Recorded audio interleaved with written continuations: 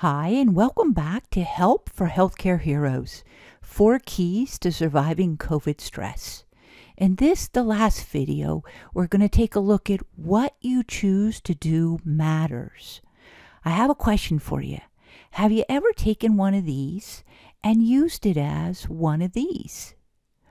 And what about this? How many different things have you used duct tape for? Here are some of my uses. I always kept a roll of it in my desk at work. The knife and the duct tape are examples of things we grab at for a quick fix. And the problem is that quick fixes are just temporary solutions and examples of what I call the wrong tools.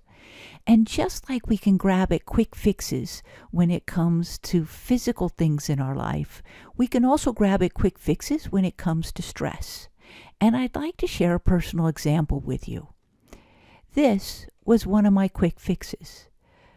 The problem was I was only 14 years old at a time, and I'd overheard a conversation that led me to figure out that my father was dying from cancer. And instead of telling anybody what I heard, I started stealing alcohol from my parents. Now, I was lucky because alcohol didn't stay one of my stress tools. And another good example is Oprah. Oprah battled with her weight for years, but it wasn't until she realized she used food as a coping tool that she really got successful. And for her, it went back to when she was a young girl and experienced trauma in her life. I call these things survival tools because we grab at them early in our lives and they still help us survive but go on to become the problem. Other wrong tools that people can use when dealing with stress: shopping and spending, eating and food, using other substances besides alcohol, smoking more, caretaking, work, cell phones, arguing, avoiding, complaining. My question is, do you recognize any of these? You want to be careful. Don't replace one wrong tool with another. Do you know anyone who was a smoker? They quit smoking, and guess what?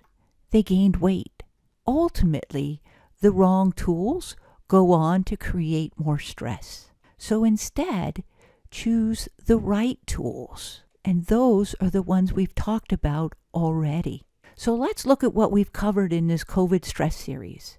First, we took a look at why you must take action. And that is because the pressure builds up. And you got to take action in order to reduce it before you explode or you implode. Next, we took a look at what's your stress quotient. Yes to any of these means that stress is in control of you.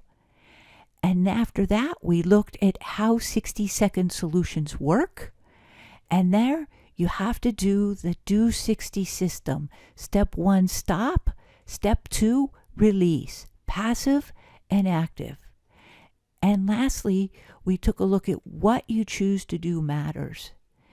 If you have any questions or comments, please feel free to email Carol at YOUniversity.com, and I hope this has been helpful.